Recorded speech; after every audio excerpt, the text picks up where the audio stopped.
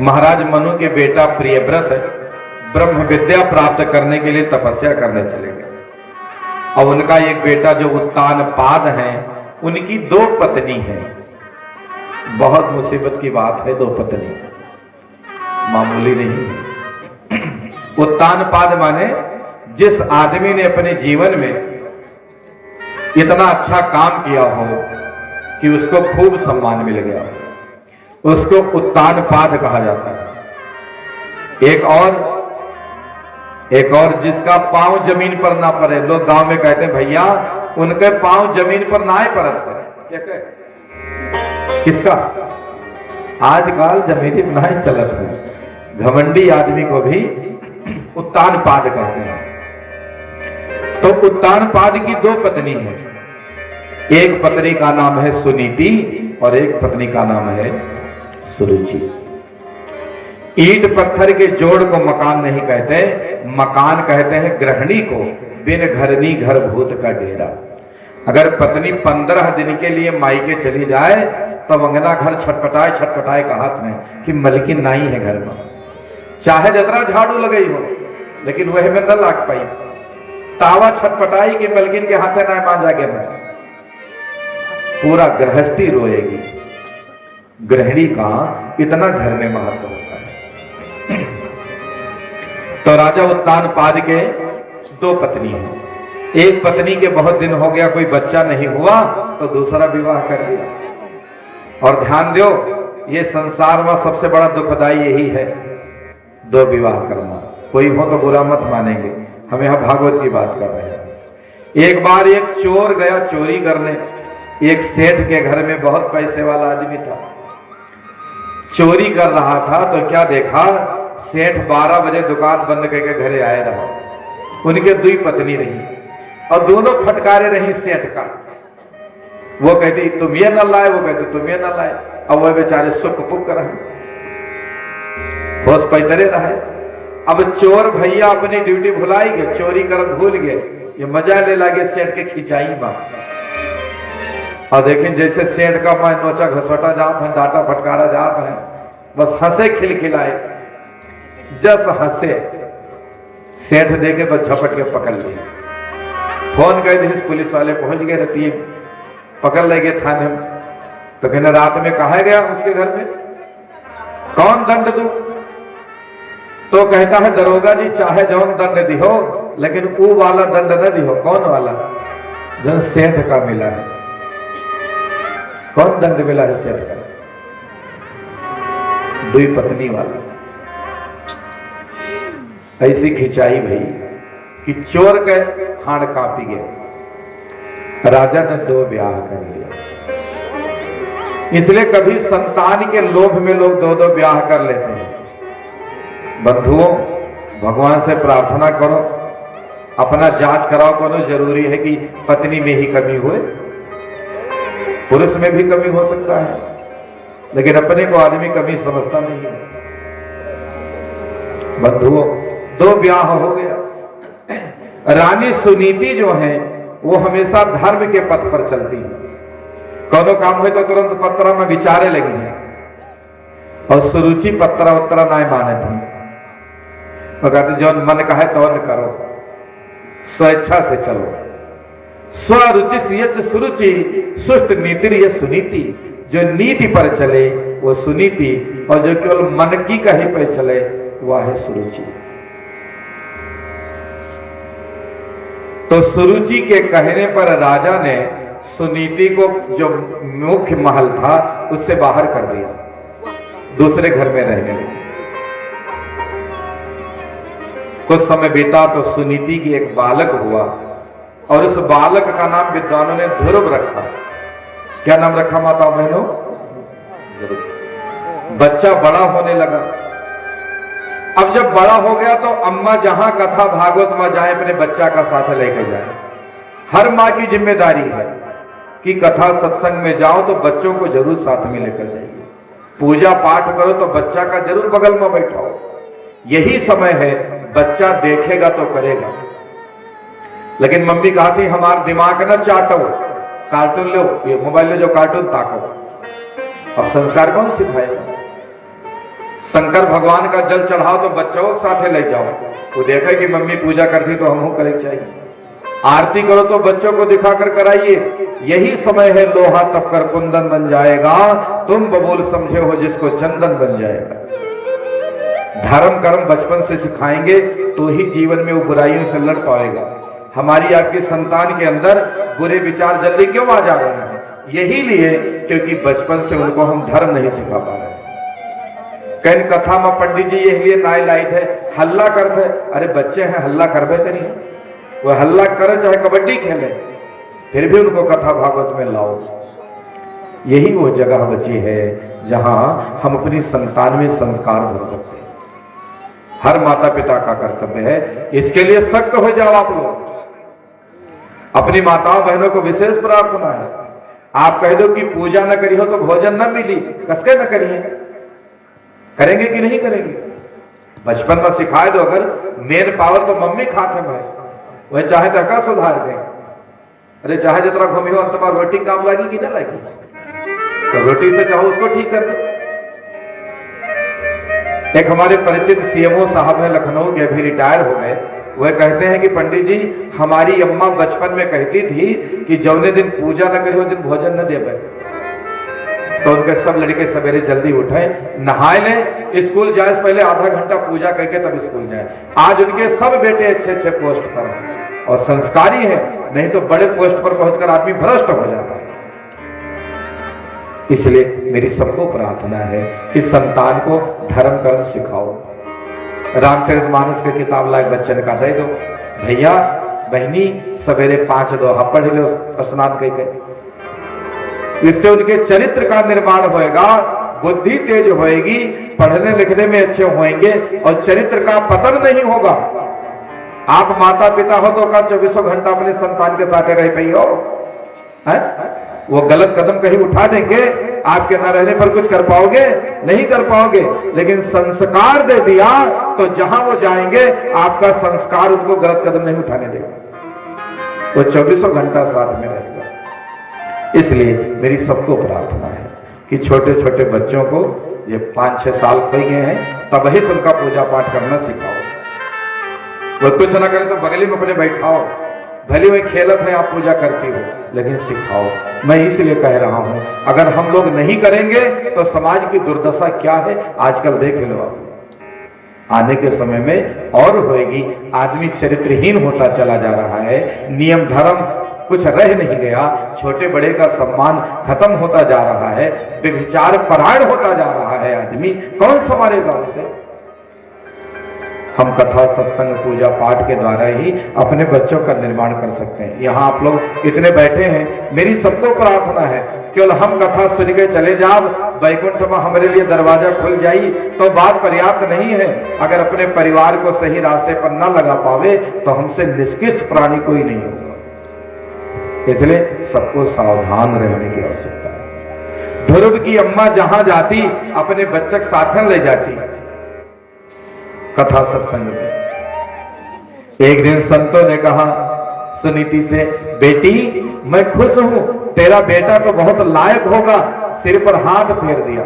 अपने बच्चों को भी संत महापुरुषों से आशीर्वाद जरूर दिलवाइए। बेटी कुछ वरदान मांगो, तो सुनीति ने कहा बाबा हमारी सौत के कोई बच्चा नहीं है, वो देखो।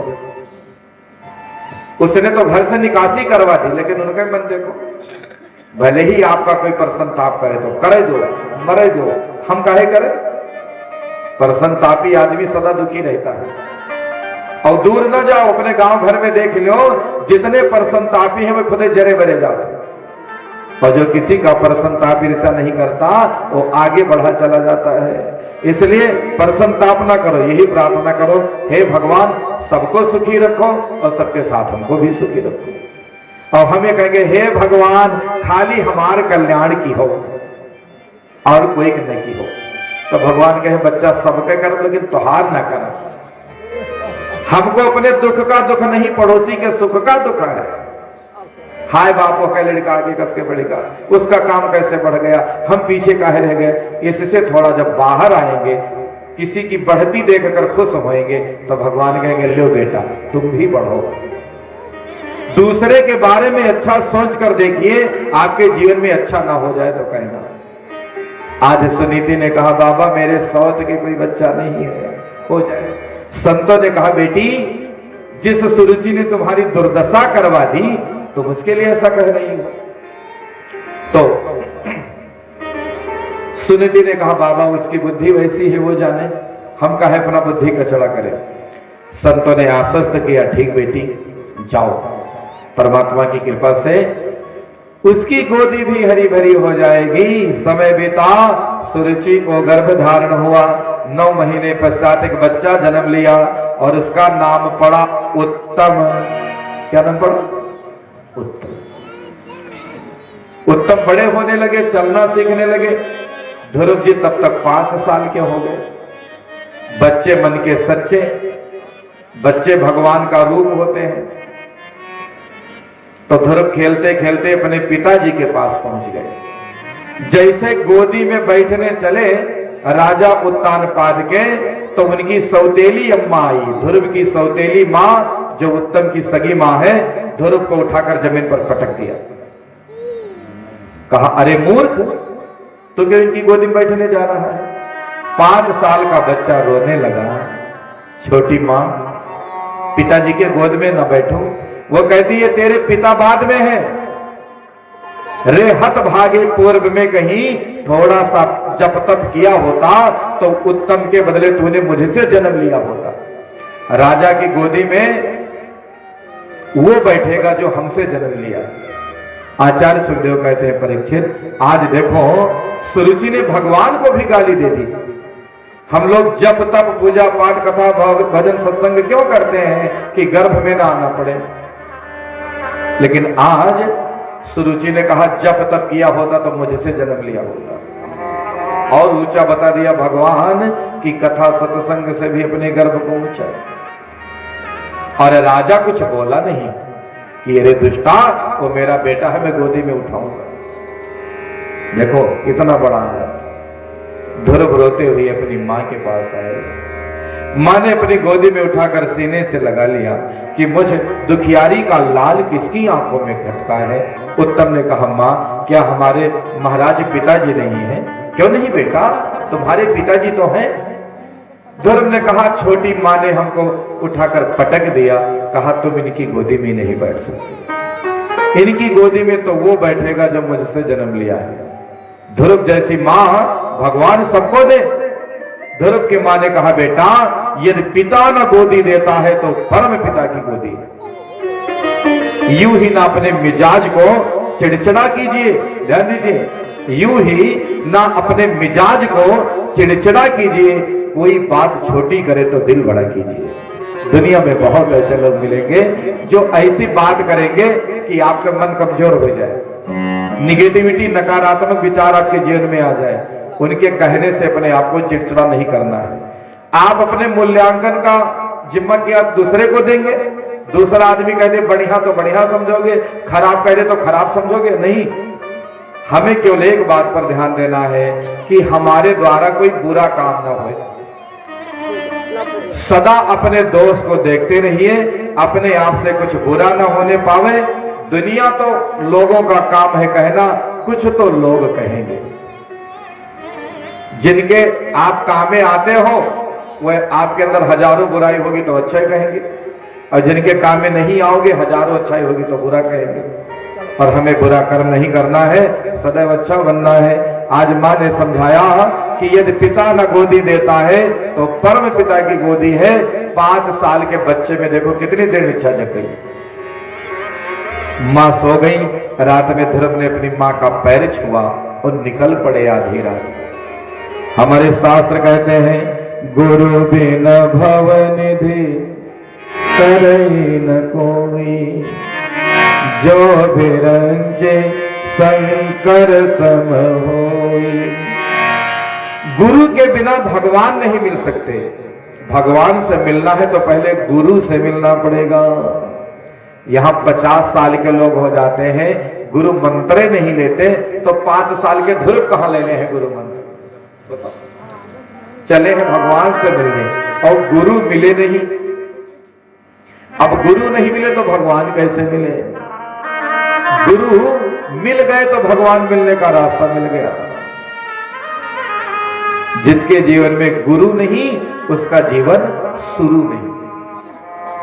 गुरु का होना बहुत जरूरी है। एक बार धर्माचार्यों का सम्मेलन लगा तो लोगों ने कहा सबसे बड़ा कौन? एक ने कहा सबसे बड़ी धरती बड़ी। कहा धरती का है बड़ी? धरती तो केवल 29%, 29% है, 71%, 71% पानी है। धरती से ज्यादा तो पानी है, धरती तो 29% है। तो एक ने कहा धरती इसलिए बड़ी क्योंकि बड़प्पन अमीरी में नहीं सज्जनता में सन्निहित है। धरती इसलिए बड़ी है क्योंकि पूरी दुनिया उसी पे खड़ी है कि नहीं? तो धरती बड़ी। एक ने कहा ना भैया, अगर धरती बड़ी तो धरती को कौन रोके है? भूगोल वाले विद्यार्थी बताओ। धरती के नीचे 3 परतें हैं, सियाल, सीमा और निफे। निफे तरल है इसलिए हलचल होती तो भूकंप आता है, लेकिन निफे किस पर टिका है? अभी चंद्रयान 3 जब चंद्रमा पर गया तो वहां से उसने धरती का फोटो भेजा। आप लोगों ने देखा कैसा रहा? न नीचे कुछ न ऊपर कुछ, ब्रह्मांड झूल रहा है इस अंतरिक्ष में। कौन रोके हैं इसको? एक ने कहा धरती को शेषनाग रोके हैं, नाग बाबा। तब एक जने कहें जब धरती बड़ी तो नाग के फन पर काहे पड़ी? तब नाग बड़ा, धरती काहे बड़ी? बोले नाग बड़ा तो शंकर जी के गले में काहे पड़ा? तब तो शंकर जी बड़े। बोले शिव जी बड़े तो पर्वत पर काहे खड़े? तब तो पहाड़ बड़ा। बोले पहाड़ बड़ा तो बजरंग बली के हाथ में काहे पड़ा? तब बजरंग बली बड़े। बोले बजरंग बली बड़े तो राम जी के चरण में काहे पड़े? तब राम जी बड़े। बोले राम जी बड़े तो गुरु वशिष्ठ के चरण में काहे पड़े? तब तो गुरु वशिष्ठ बड़े। अगर गुरु वशिष्ठ बड़े तो वह भी किसी के चरण में पड़े और कोई और नहीं, वो गुरु ही है। गुरु बिन भवन दे तरई न कोई, जो बिरंचे शंकर सम होई। गुरु के बिना भगवान नहीं मिल सकते। आज मानो गुरु मिलने वाले हैं ध्रुव को। इधर से ध्रुव जा रहे हैं, उधर से नारद बाबा आ रहे हैं। जैसे 5 साल के बालक ने महात्मा को देखा, साष्टांग लौट गए, प्रणाम किया। नारद जी जान गए, वाह संस्कार है, संस्कार है। संस्कार ही व्यक्ति के जीवन का विस्तार करता है। इसलिए अपने बच्चों को संस्कारवान जरूर बनाइए, ताकि लोग पूछें भैया कौने भाग्य से इतना लायकदार बिटिया बेटा पाए। यह में न राखो कि जहां जाए तहां लोग कहेंगे कतरा जल्दी भाग जाए तो ठीक। एक जगह हम भागवत करते रहे, 6 दिन कार्यक्रम निपट गया। 7वें दिन मुख्य जजमान की बिटिया आई, उनके साथ उनका नाती आया, को सब बेदिए उल्टी दी।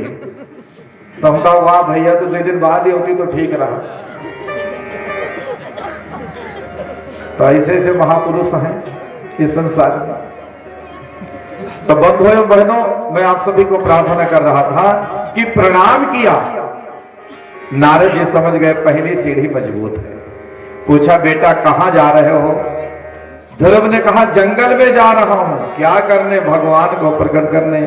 ध्रुव कहते हैं बच्चा जंगल में भगवान न मिली है, मिली बब्बर शेर तो हर नाश्ता कर ली, मत जाओ। ध्रुव ने कहा मेरी मां कहती है कि जिस दिन मौत आ गई कोई बचा नहीं सकता और नहीं आई तो कोई मार नहीं सकता। समझ गए नारद जी कि विश्वास भी पक्का है। परमात्मा को पाने के लिए 3 बातें हैं। पहला संस्कार और दूसरा विश्वास। विश्वास भी पक्का है। पूछा भैया कितनी बार खाते हो?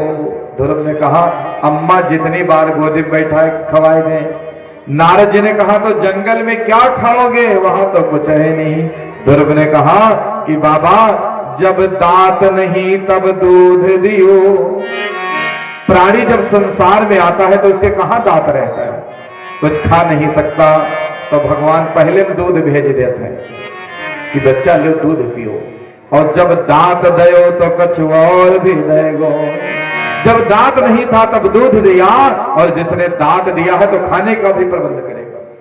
और नहीं तो भाग्य में खाना नहीं है तो जिनके है वो नहीं खा पा रहे हैं। एक आदमी अपने बच्चे को एक साधु बाबा के पास ले गया, कहने लगा बाबा समझाए दो। बाबा ने कहा का समझाए दी? कहीं ये बहुत खाता है। ध्यान दो, कहा कहीं बहुत खाता है। बाबा जी कहते हैं बच्चा कोई ज्यादा नहीं खाता, हर आदमी उतने खाता है जिसका जितना खाता है अकाउंट। कैसे महाराज? जिनको शुगर हो गया है उनको चिंता नहीं करना चाहिए, शुगर कोई रोग नहीं है। तो क्या है, भगवान ने मिठाई का खाता बंद कर दिया है। अब मिठाई मत खाओ, स्वस्थ रहोगे। अब कहा था कि चाहे हमें दवाई खाए पड़े लेकिन खा कस के, भात खा, मिठाई खा, आलू खा, चाहे दवाई खा। तो भगवान कहे बच्चा जब तुम्हारा खाता बंद कर दिन तब बहुत उलझत हो तो जाओ लो, भेजे लगे बीमारी।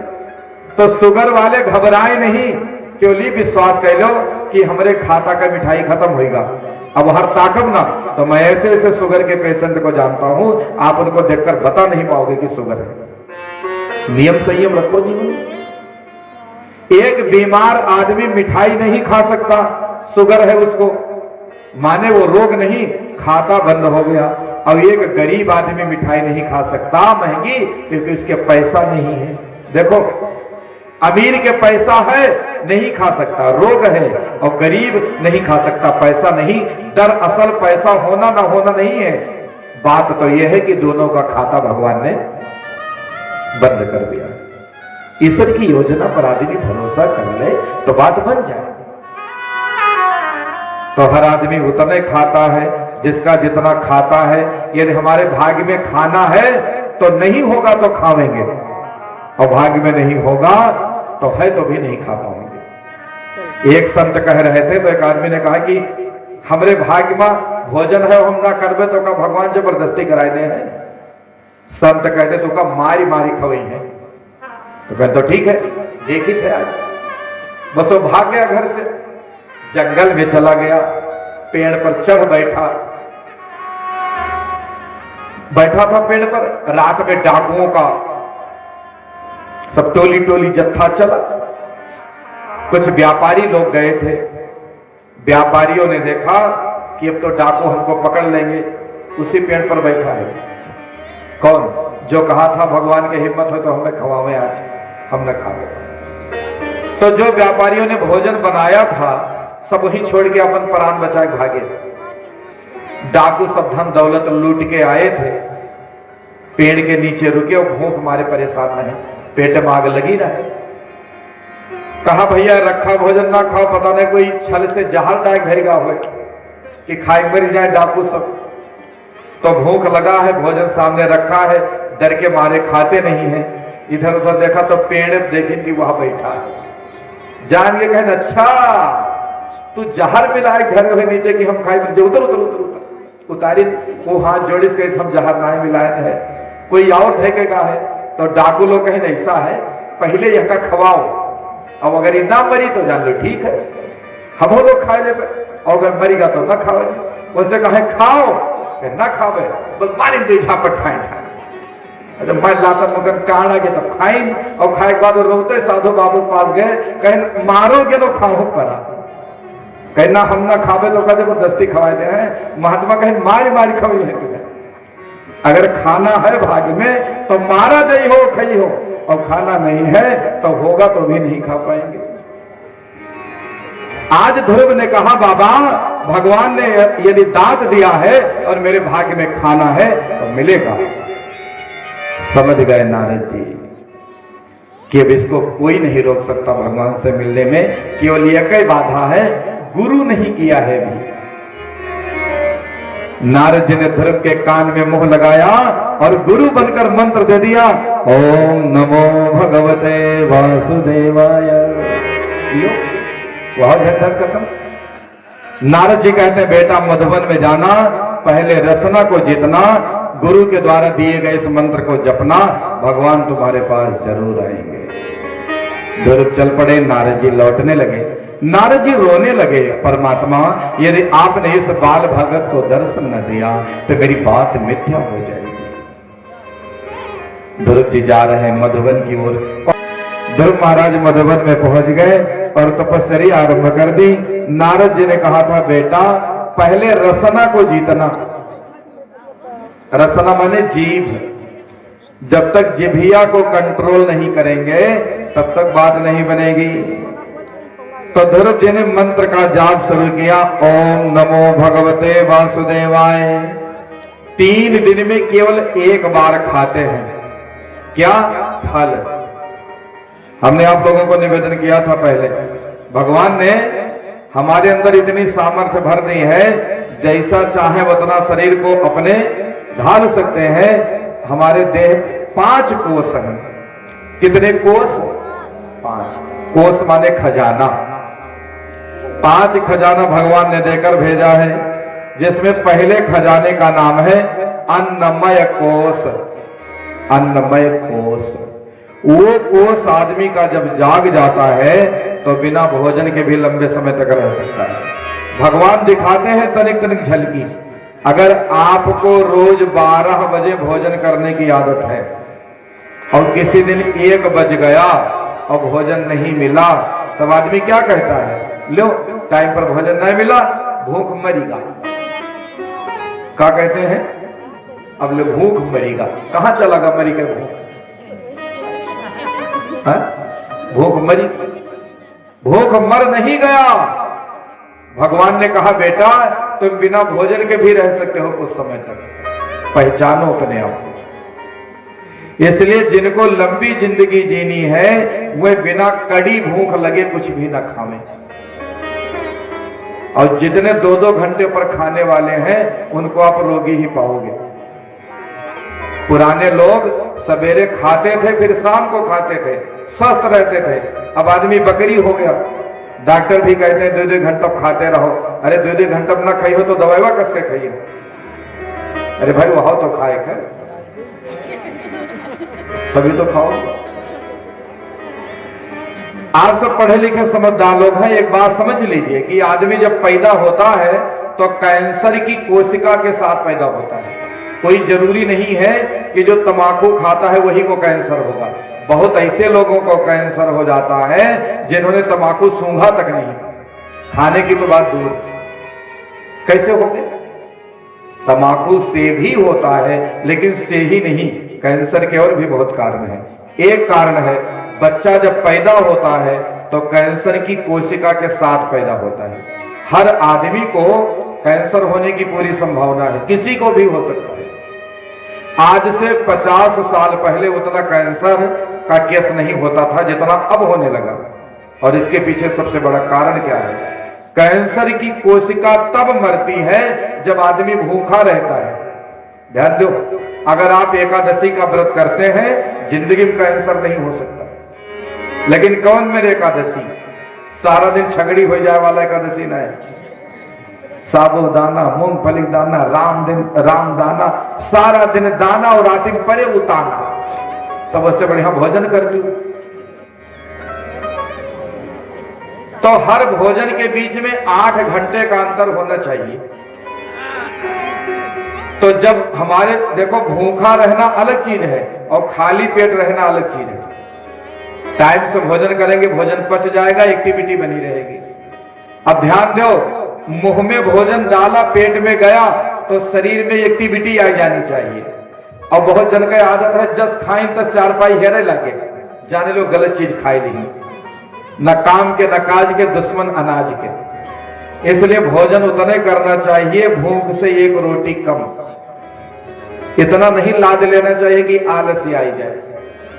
एक जने अपने ससुराल ये सास बहुत खुश भई कि दामाद आए हैं, अपने हाथे बनाई खवाई, गरम गरम रोटी सेके लागी, दामाद खाए लागे, सास के हाथे पाइन तो 20 रोटी ऐंची गए। सास कहे हद होगा, अस जनतन तो कहे तुम्हें खौतन। कहे दामाद जी जब आधा भोजन हो जाए तो पानी पिए चाहिए। तो दामाद कहे अम्मा आधा हो जाए तब तो पानी पी। सास कहे गरम फाटेगा, 20 रोटी तुम्हार आधा नहीं भा तो पूरम का तरह हुई। न काम के न काज के, दुश्मन अनाज के। इसलिए भाइयों बहनों, अपने भोजन में कम से कम 8 घंटा का अंतर रखो अगर स्वस्थ रहना है। गंभीर बीमारी आपको जिंदगी में नहीं हो सकती। लेकिन जब से फास्ट फूड आए घुसा, लड़के फोन करे पापा आज ले आए तो पूरा थैली बैगी टांग लाए घरे, होटल जाए कौन जरूरत है, घरे खाओ। तो आप हफ्ता में एक बार खा लो, 15 दिन में खा लो, ज्यादा होटल को रसोई में घुसेड़ोगे तो आदमी रोगी हो जाएगा। ध्रुव 5 साल का बच्चा है, 3 दिन में केवल एक बार फल खाता है और मंत्र का जाप करता है, ओम नमो भगवते वासुदेवाय। आहार शुद्धि। 1 महीना बीत गया, दूसरा महीना लग गया, दूसरा महीना लगा तो फल खाना बंद कर दिया।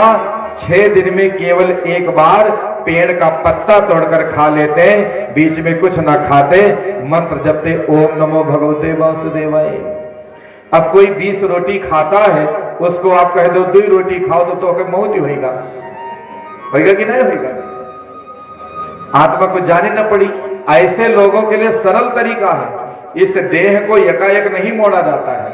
अगर आपको लगता है हम ज्यादा खाते हैं तो 20 रोटी का 19 रोटी खाना शुरू कर दो, हफ्ता खांड खाओ, फिर 18 कह दो, 2-4 महीना लागी, आप 2 रोटी पर भी उतने संतुष्ट रहोगे जितने 20 पर रहते हो, और 2 पर और अच्छे रहोगे। लेकिन टाइम लगेगा, देह को साधना पड़ता है। ज्यादा खाने से ताकत नहीं आती है। अगर ज्यादा खाने से ताकत आती तो बड़े बड़े अरबपति खरबपति रोगी न रहती। ध्यान दो, वो मेवे मिष्ठान काटत हैं, काजू पिस्ता बादाम अखरोट, लेकिन सब खाए से पहले दवाई खाए पड़ते। तो ये चक्कर ना रहो कि बहुत पौष्टिक खावे तो स्वस्थ रहे। नियम से रहने से आदमी स्वस्थ रहता है, नहीं तो अरबपति खरबपति के जितना रोग है किसी के नहीं है। गलत क्यों? वो खाते खूब है। समझ लीजिए, एक दृष्टांत दे करके कार्यक्रम समापन की ओर है। एक आदमी एक बहुत रईस के घर नौकरी करता था, रोज जाता था झाड़ू लगाने। इस बात को नियम से सुन लीजिए ध्यान से। झाड़ू पोछा लगाता था, और जब उसके बेडरूम में जावे झाड़ू लगावे तो उनका बेड देख के ललचाए, बहुत जने ललचाते, लेकिन अतरा मोटा गद्दा, गुदगुदा डनलप वाला, हाथ रखे तो ऐसे दबी जाए, तो सोचिन कि भैया कतरा बढ़िया राहत हुई, पिपल लेटे सोए बन ललचावे। एक दिन झाड़ू लगाने गया तो हर हर झांक ली, कोई देखत तो ना है, तो कहें कि लाओ 5 मिनट लेट के देख ली, कौन दिक्कत है? नौकर था उस घर। अब वह गद्दा में ऐसा सेंट छिड़का रहा कि जस लेटी हो तो सोई जाइए हो। ये लेटे बस सोई गए। आधा घंटा बीत गया, मालिक दूसरे नौकर से कहा वो झाड़ू लगाने वाला बाहर नहीं निकला। गए देखे, कहे सरकार वो आपके बिस्तर पर सो मत, कहीं जगा के लाओ, पकड़ लाए, कहीं मारा कर 20 डंडा, जैसे मारी सड़ा, मतलब बस खिलखिलाए खसा। तो आदमी फिर मारी सड़ा, तो फिर हंसा। तो आदमी कहा तुम मारा जाता हो, डंडा छपक जाता है तुम्हें पीठ में, तुमको रोना चाहिए, तुम हंसते क्यों हो? तो उसने कहा मैं तुम पर हंस रहा हूं। नौकर ने कहा, तो कहने लगे हम पर काहे? तो नौकर कहता है मैं इसलिए हंस रहा हूं कि मैं केवल 10 मिनट लेटा तो 10 डंडा का सजा मिला, और तू जिंदगी भर लेटा तो तुम्हें तो तरह सजा मिली। ध्यान दो। हाँ, तो बहुत ज्यादा मालपुआ काटे वाले भगवान रोगों को भेज देते। शुद्ध आहार, सुपाच्य आहार, सात्विक आहार होगा तो जीवन निरोग ही रहेगा, बुद्धि भी ठीक रहेगी। इसलिए हमारे यहां समय समय पर व्रत आता है, उपवास आता है, त्योहार आता है कि आहार ठीक कर लो तो बात लगी। बंधुओं, आज ध्रुव ने देखो दूसरे महीने में 6 दिन में खाना शुरू कर दिया। क्या? पेड़ का पत्ता। तीसरा महीना लगा तो पत्ता खाना भी बंद, 9 दिन में केवल पानी पीते, बीच में कुछ ना खाते, वो भी पूरा हो गया। चौथा महीना लगा तो फिर पानी पीना भी बंद, 12 दिन में केवल वायु पीकर रह जाते। कलयुगी प्राणी को लगता है कि क्या कोई बिना सांस लिए रह सकता है? बिल्कुल रह सकता है।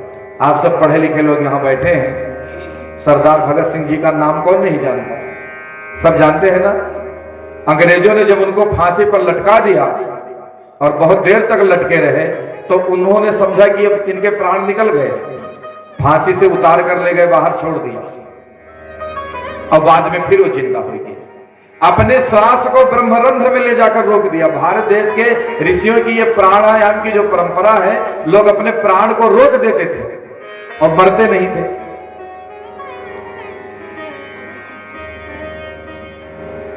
ये प्राचीन काल की व्यवस्था है। आदमी अपने श्वास को गहरी कर लेता था। ये पोस्टमार्टम क्यों होने लग गया? तभी से होने लग गया कि जब पोस्टमार्टम हो गया तो कितना श्वास में ब्रह्मरंध्र में रोकोगे। बंधुओं, ध्रुव ने अपने श्वास को ब्रह्मरंध्र में रोक दिया। 5वां महीना लगा, श्वास लेना भी बंद हो गया, और जैसे श्वास लेना बंद किया, 14 भुवन में हलचल मच गया। 14 भुवन 49 भुवन 8 कोस पृथ्वी कांप उठी, ससुर हिले, त्रैलोकों में खलबली हलचली व्याप उठी। सारे देवता परेशान हो गए, सूर्य चंद्रमा की गति रुक गई, लोगों का सांस लेना बंद हो गया। देवता नारायण के पास दौड़ गए, महाराज रक्षा करो, रक्षा करो।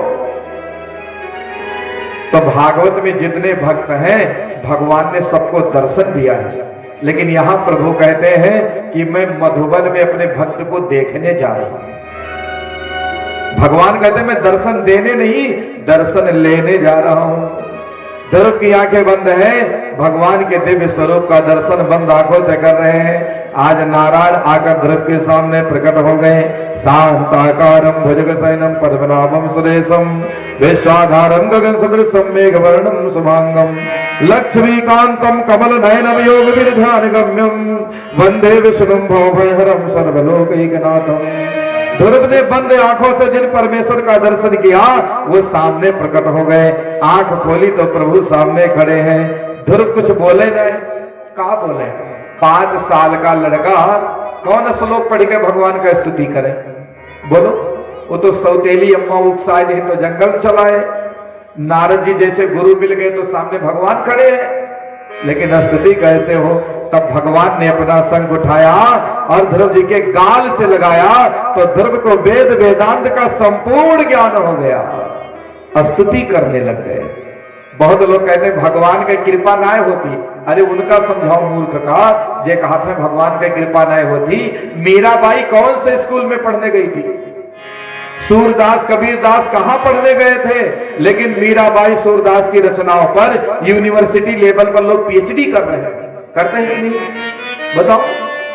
जिस आदमी ने स्याही और कलम कागज को छुआ ना हो, उसकी रचनाओं पर पीएचडी लोग करे। ये भगवान की कृपा नहीं तो क्या है? न जाने कौन से गुण पर दया निधि लीठ जाती है। इसलिए भैया, ईश्वर की भक्ति कभी असफल नहीं होती। आज ध्रुव के गाल में जैसे भगवान ने शंख लगाया है, ध्रुव को वेद वेदांत का संपूर्ण ज्ञान हो गया। स्तुति करने लग गए। भगवान ने अपना हाथ फेरा और गोदी में बैठा लिया। मां ने कहा था यदि पिता न गोदी देता है तो परम पिता की गोदी है। आज परम पिता की गोदी में बैठ गए। भगवान कहते बेटा अब तुम घर जाओ, अपनी बूढ़ी मां का सेवा करना, और अंत में हमारे लोक की तुमको प्राप्ति होगी। जहां पर कृपा राम की हुई, ता पर कृपा करे सब कोई। अगर भगवान खुश है तो विरोधी भी कुछ नहीं बिगाड़ पाएंगे, और यदि भगवान ना खुश है तो हमारा भला चाहने भी वाले भी हमारा कुछ अच्छा न कर पाएंगे। आज परमात्मा मिल गए तो सौतेली मां का भी बुद्धि बदल गया, बाप की भी बुद्धि बदल गई। सैनिकों को भेज दिया तलाशने को। सौतेली मैया अपना माथा पीटने लगी, हमसे गलती हो गई। जब ध्रुव के आगमन की बात सुनी तो गांव के बाहर आकर के राजा ने स्वागत किया। ध्रुव ने जा करके सबसे पहले अपनी सौतेली मां का पैर छुआ, जिसने बाप की गोदी से उठाकर पटक दिया था। ध्यान दीजिए। और कहा धन्य हो माता, यदि उस दिन आपने हमको पटका ना होता तो ये बात हमारे मन में खटका ना होता। यदि बात खटका ना होता तो मैं घर से टपका ना होता। यदि मैं घर से टपका ना होता तो यह अवसर हमारे जीवन में प्रस्तुत नहीं हुआ होता। धन्य हो। इसलिए मेरी सबको प्रार्थना है, जब जिंदगी में सफलता मिले तो सबसे पहले लड्डू उन्हें खवाओ जो आपके सबसे ज्यादा ईर्ष्या करत हो, उनको जलाने की जरूरत नहीं। लेकिन आदमी कहता है अब बदला ले, अब हम बदला क्या लोगे, जाए उनका पैर छीले हुए वैसे मरी गए कि हम जरा मरा जाते रहे, लेकिन सफल भा तो हमारे पैर छीले। इसलिए बंधुओं, ईर्ष्या क्या करना। ध्रुव ने जाकर सौतेली माँ को प्रणाम किया, धन्य हो मैया, अच्छा की हो। वह दिन तो हमें बहुत बुरा लग रहा जब पटक्यों रहा, लेकिन अच्छा किया, यदि आपने पटक न दिया होता तो मन में प्रबल वैराग्य न आता। फिर जाकर अपने बाप का चरण पकड़ लिया, धन्य हो पिताजी, आपके सामने सौतेली महतारी ने दे पटका, लेकिन एक बार भी आपने नहीं रोका, अच्छा किया नहीं रोका। यदि रोक दिया होता तो आज मैं प्रभु के गोद में कैसे बैठ पाता। फिर लौटे अपनी माँ के पास, चरण पकड़कर रोने लगे, विधाता ऐसी माँ सबको देना जिसने मुसीबत में भी अपनी संतान को गलत राह नहीं बताया। माँ ही अपने संतान की प्रथम गुरु है। राजा बहुत शर्मिंदा हुए अपनी करनी पर। ध्रुव की सौतेली माँ को भी बहुत लाज आई। समय बीता, पूरा परिवार संयुक्त हो गया, ध्रुव बड़े हो गए। राजा ने ध्रुव को राजगद्दी दे दी, उत्तम को युवराज बनाया और सुरुचि छोटी वाली पत्नी के साथ वन को चले गए।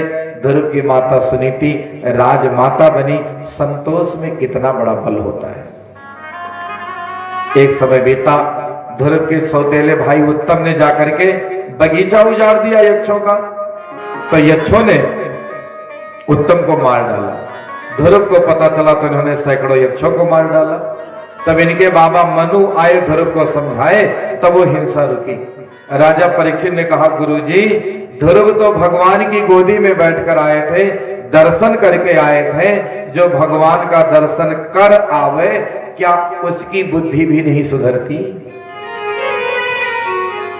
आचार्य सुखदेव कहते हैं केवल दर्शन से काम न बनी, न तो बहुत जने चारों धाम तीर्थ यात्रा कई आवत है, तब कहा था अब हमें बेईमानी करे के लाइसेंस मिलेगा, तीर्थिया हो गया, अब खूब मेढ़ काटो पड़ोसे के, मेढ़ गोड़ी लो।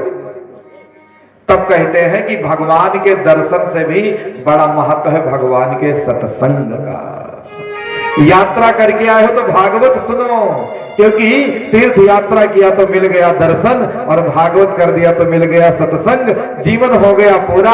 अभी तो भगवान का मधुबन में ध्रुव को मिला दर्शन और बाबा के मुंह से मिला सत्संग, ध्रुव पूर्ण हो गए। अपने बेटे को राजगद्दी दे दी, घर से निकल पड़े तपस्या को।